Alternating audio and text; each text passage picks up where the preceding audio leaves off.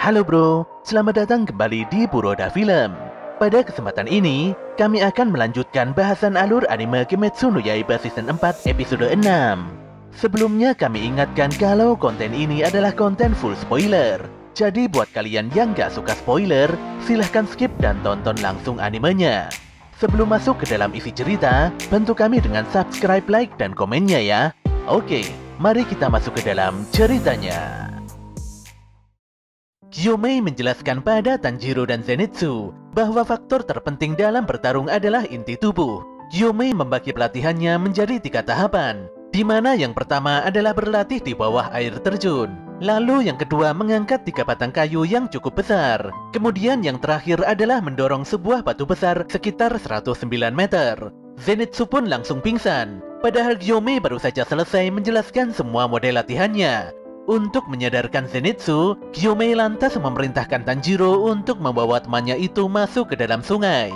Tak selang beberapa lama, Zenitsu langsung sadar setelah merasakan hawa dingin yang begitu menusuk di sekujur tubuhnya. Tanpa disangka saat itu juga Zenitsu bertemu kembali dengan Murata dan yang lainnya. Untuk menghangatkan tubuh, Murata menyarankan agar Zenitsu segera memeluk batu. Zenitsu merasakan kehangatan yang hakiki setelah memeluk batu di dekatnya itu. Sementara itu Tanjiro nampak memulai latihan pertamanya. Hawa dingin yang sangat menusuk membuatnya sadar bahwa pelatihan air terjun ini memang begitu berat. Ketika dia menemukan Inosuke yang masih berusaha melewati latihan ini, semangatnya pun kembali membara untuk berjuang. Tapi di sini dia sadar kalau Inosuke sudah KO sambil berdiri. Siang itu semuanya nampak makan bersama. Sejak pertama datang, Inosuke sudah dibuat merinding oleh aura Gyomei. Inosuke sangat yakin kalau Gyomei adalah pemburu iblis terkuat yang ada saat ini. Tanjiro pun setuju dengan pernyataan Inosuke. Namun Zenitsu masih belum percaya. Sambil menangis dia berkata kalau Gyomei memang sengaja menyiksa anggota pemburu iblis seenaknya. Tapi dia sangat tercengang setelah menyaksikan kekuatan mengerikan Gyomei yang bisa memindahkan batu super besar melebihi ukuran tubuhnya. Namun demikian, Zenitsu tetap berlatih bersama Tanjiro. Setelah berhasil menyelesaikan latihan tahap pertama, Tanjiro segera berlatih mengangkat 3 batang kayu besar. Hebatnya Tanjiro berhasil mengangkat 3 batang kayu tersebut hingga melaju pada pelatihan mendorong batu. Pada malam harinya, bola mata Nakime masih terus mengamati pergerakan semua orang. Dia menemukan 2 anggota pemburu iblis yang sibuk berpatroli. Di sini Muzan memerintahkan Nakime untuk membuntuti kedua pemburu iblis itu. Muzan pun yakin kalau Nezuko dan Ubuyashiki sebentar lagi akan segera ditemukan. Kembali pada Tanjiro, di mana dia berusaha menyelesaikan latihan terakhirnya. Tanjiro pun sangat kesulitan untuk mendorong batu besar di hadapannya. Padahal sudah 6 hari berlalu sejak pertama kali dia berada di pelatihan ini.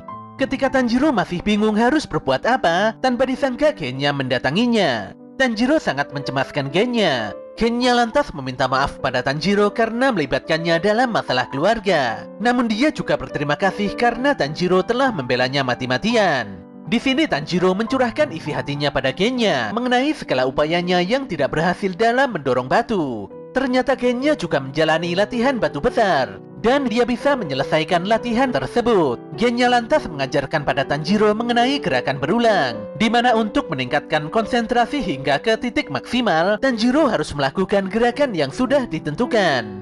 Setelah kepergian Genya, Tanjiro kembali melanjutkan latihannya. Dia mengingat kembali pesan penting Genya, di mana itu adalah teknik gerakan berulang yang memaksanya untuk membuka semua indera sekaligus. Malam itu Tanjiro kembali berdiskusi bersama Genya tentang gerakan berulang. Genya pun bertanya, di saat seperti apa emosi Tanjiro benar-benar memuncak.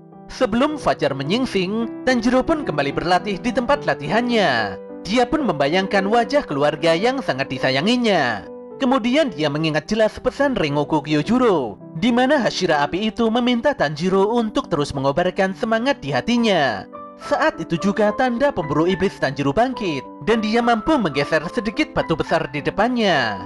Tanjiro terus mengulangi teknik gerakan berulangnya itu, hingga tanpa disadari matahari pagi bersinar terang. Dia pun memantapkan tekanan tangannya, dan mengulangi terus proses tersebut hingga batu besar di hadapannya itu bergerak beberapa meter. Jelas saja situasi ini membuat Inosuke dan Zenitsu benar-benar sangat terkejut. Hebatnya, Tanjiro terus mendorong batu besar itu hingga bisa bergeser lebih jauh dari sebelumnya. Sementara itu di dalam kastil tidak terbatas, Muzan nampak bertanya-tanya tentang apa yang sebenarnya sedang direncanakan Kagaya Ubuyashiki.